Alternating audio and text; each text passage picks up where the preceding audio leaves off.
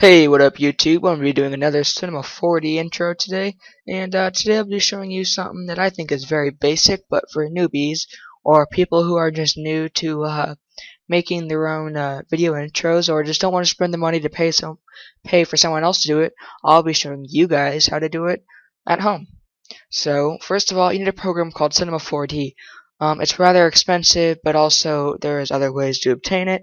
Not saying I did so, but I'm saying never mind. So first of all, I'll show you what we're gonna be making. So this is pretty basic actually. I'll try to find it, and yeah, that is a very basic intro, but can also um it can also give it an effect that your videos are gonna be a lot more high quality because usually people with 3D animated intros usually put more work into their videos. My bad. And so let's get started. First of all, I need to open up Cinema 4D. I'm using Studio R12.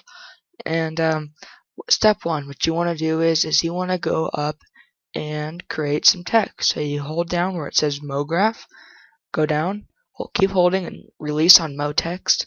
Change that to whatever you want. I'll be doing my name, and let's put the depth at about 50 or 40. Let's see what that looks like.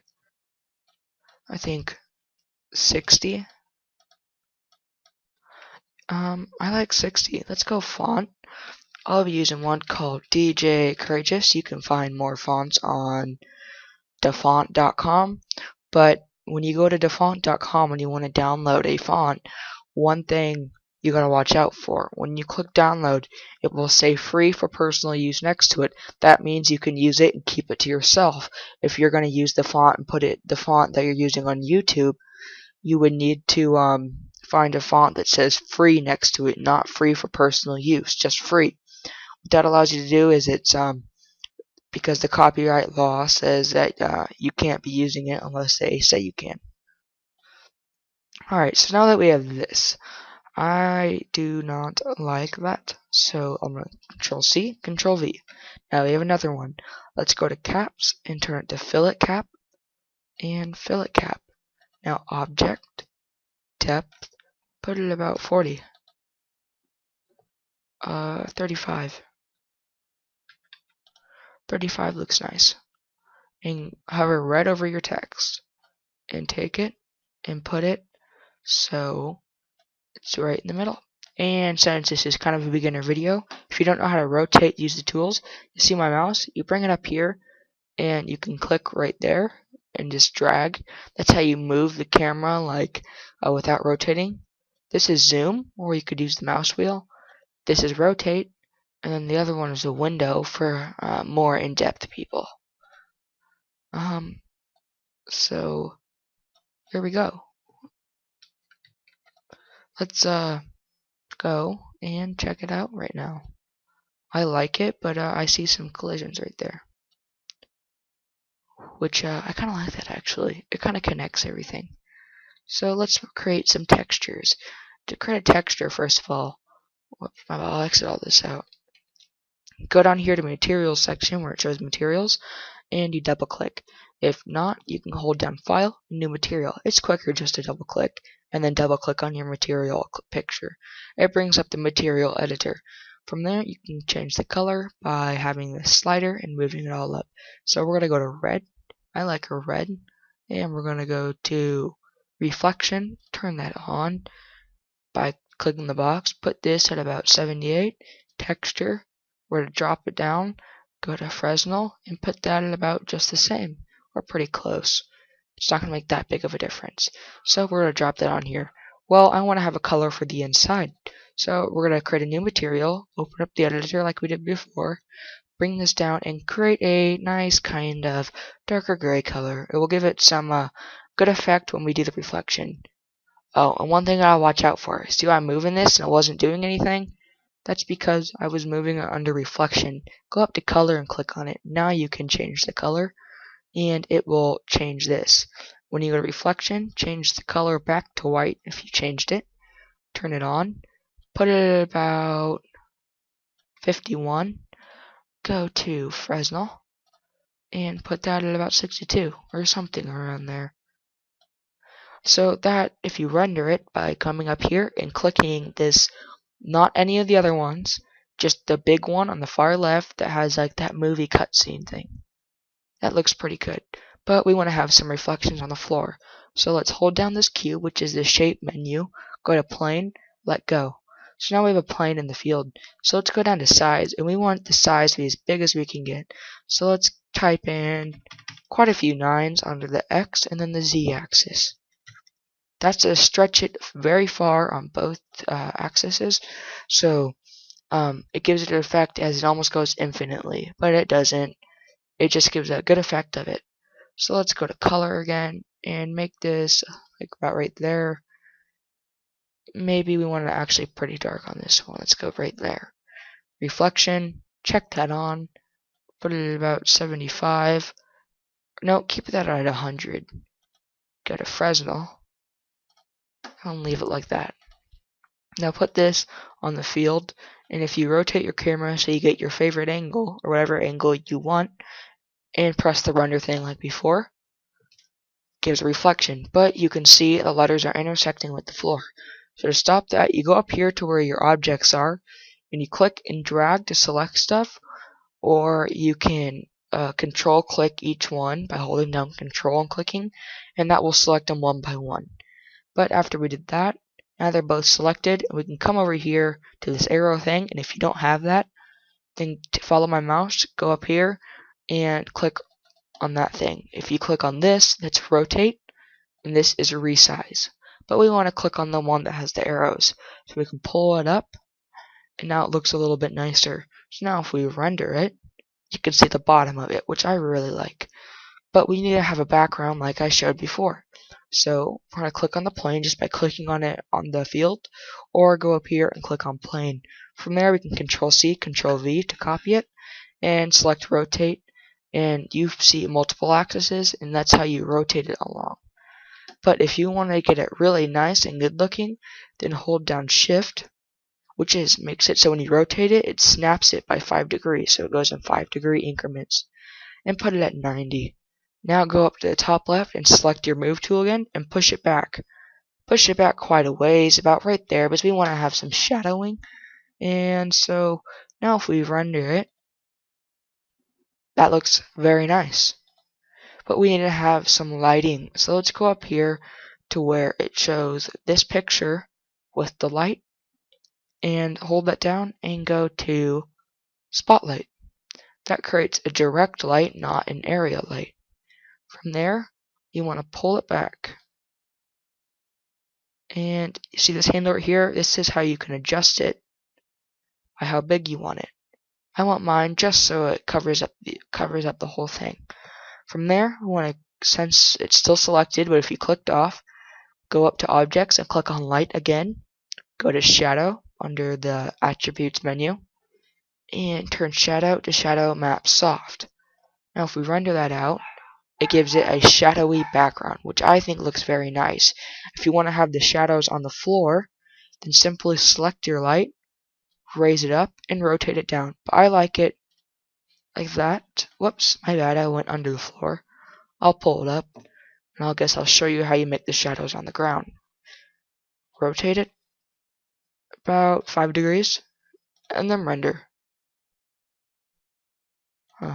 I guess the shadows are for some reason not wanting to show up like they should be. Maybe I'm wrong, I don't know, I'm sorry if I am. Right there, I think that looks rather nice. This is, it's showing up as a second shadow right there, but it's the reflection of this shadow. So now we want to make it so the camera moves. That's probably like the coolest part, is having the camera move. So first of all, let's kind of zoom out, and you can rotate or move around to find your starting angle. I'll do this as a starting angle, and if you're rotating and it's rotating weird, it's because you're rotating around the selected object. So if I click this, I'm now rotating around that object. Just a second. Sorry guys for that breakup right there. I'll get back to where we were. So I think we are at ooh, whoops. I think we are at making the camera. So let's hold down the light button and let's go to camera. So now if we zoom out, we can see the camera is right there. Instead of moving the camera manually like that, that's not very good. So let's go up here to where the camera menu is, and if you look closely, you'll see a black square or a very dark square with the circle in the middle. Select that, and we'll have a white square with a dot in the middle. So now your view is what the camera sees. If you move, you're pretty much moving the camera. So you want to select an object, and we could rotate around that object. But we want to rotate around the center point, and the point's right there. So we just keep rotating around that. So after we select our motex, select both of them by dragging, go down to attributes and select object, go to align, click middle. Now it's right there, so we're going to have to move it back into the camera view. So it's like that. And if we move it, that's pretty much centered. So now we're rotating around the center of the text, which is what we want. So if we go back and select the camera, so we have the camera view, make sure it's white, we can start. So click down here somewhere where it's green and drag it all the way to 0, which is what we want, because that means we start at 0 frames. 1 frame is basically like an image. So at 0 frames, I'm going to move up like this and do a keyframe. Wait, before we keyframe, we should do some settings so it doesn't get deformed. So go up here where the render button was, go not the one that's orange, but the one next to that has like the tab behind it. Click it, and you start on general, go down to output, presets, and actually, never mind, go to width, 1200. What is that? 1280. My God. By 720. That's standard 720p, and so if we did 1080p, your file size would be extremely large, and if you're planning on uploading this to YouTube, it's going to take a lot longer. So don't put the quality at super high. It's going to bog it down. Put resolution at 300. Go to save. Put this at AVI movie. Go to anti-aliasing, best, animation. That is key right there. That's quality. If you want to do less quality so it goes faster, still image, but animation you want really. Actually just do animation, don't do still image. So go down to your frames and we'll edit that later. First of all, now that we're back and we have our camera thing on, let's go and take this right down here at the bottom of the screen where this whole slider thing is. Well, see where it says 90? Put that at about 300. So 300 means is how many frames we can go along. And instead of just sliding this thing along it, take this arrow and drag it out. So now you have everything in your view. And 30 frames is 1 second. So if we click keyframe, right there, that little key with the red dot, and we have it on 0, make sure it's on 0. If it wasn't, then click your little keyframe tab and press delete. But since we're on 0, that's good. So let's move it about to 60. That's 2 seconds. So that means it's going to take 2 seconds for the camera to move from here to here. I'll zoom out. I'll do another keyframe. I'll do 60 and then 90, but that's 1 second. And I'll move my camera, I think right here looks good. I'll kind of rotate it so it looks nice. I'll keyframe it 90. I'll go 120 for another second. Zoom in, I'll go. Whoops, don't want to do that. Control Z if you mess up. And go right here. And keyframe. Now I'm going to go to 150. I'll do 160 actually. So the time increments aren't all the same. I'll zoom out. I'll keyframe it. And then for a cool effect, I'll go 170, which is pretty close. I'll go right here and keyframe it, and then I'll go like 3 or 2 frames and zoom in to where you only see black. Hit keyframe, and then move one frame up again and keyframe. So now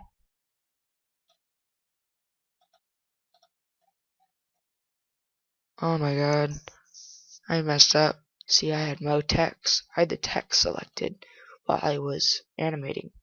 You do not want that. I do not want that. So let's go to our mode text. Since nothing moved, we don't really have to edit these, even though they shouldn't be there. They're not doing anything. So let's go to camera again. And let's go and kind of do this basic then. Go to frame 0, keyframe, frame 60, and go like this so it kind of slides across the text. Keyframe it, go to frame 120, and move it to where you want, or you can do any increments, but 30 frames is 1 second. Just keep that in mind. Keyframe it, and then go to probably like 8 frames up, or 5 frames up I'm going to do. Keyframe it, zoom it into some sort of black thing, because that makes it a good exit. Alright, so now, if we go back to frame 0, press play, this is the effect we're going to be getting. I think that looks nice. And if you go up to the camera thing, click on that white thing so you're out of it, you can see the camera track. And if you press play, you can see how the camera moves. And so when we're done, let's go up and go to frame 160 so we have some black screen time, like half a second or a second of black screen time, so when you put it in front of your video, it's not an immediate transition. So now let's go up to render settings again, like I did before, and go to output, make sure the frame rate's on 30, and then go to frame 0 to 160. And then exit out and click on this render button right here. There is no specified file name, so click no. Go up to your render settings again, press output, and then go to save and click on this. Go to desktop or wherever you want to save it to, name it as anything, and then render it. Alright, so it's rendering frame by frame. Oh, never mind, exit out again, my bad. Click yes. Make sure when you render it, click your camera thing, go back to 0, make sure your camera thing's on white, and then render it. So now it's rendering, and if it says overwrite, click yes. So now it's actually rendering. So what we gotta do is I'll preview it when you get back. So I'll pause my recording, and I'll show you later. Hey, what up? I'm back. I gotta make this quick because it's getting on pretty high time right there, and I'll probably have to split this in half to upload it to YouTube after I put in my intro. So I'm trying to keep this quick, and I'm gonna explain what's happening. So it's rendering out frame by frame, and these are the pixels which are kind of rendering. Not pixels, but more of chunks if you played Minecraft. Chunks load up in 16 by 16 bits. So I'm trying to keep this short, talking fast, because I am trying to keep my time down. So I am actually almost done with this, and I'll pause it, and I'll get back to you as soon as it's on. Alright, hey, what up? I'm back again. I gotta make this quick, like I said. And if you're wondering what this background is, go get a program really quick. It's like 1 megabyte, 2 megabyte. It's called Dream Scene Activator. Download that, and then go to dreamscene.org, and then download which background you want. Save it to your desktop. Right click, and set as background. Alright, now that we're here, so I want to show you the video really quick and what it renders out to be. It renders out to be something like this. It's lagging a little bit with this recording software, but I think that looks pretty nice, and that's what I had to show you. So thanks for watching. Comment, rate, subscribe, and please share, tell your friends, or do something to get this video popular, because I'm a new YouTuber. And see you next time.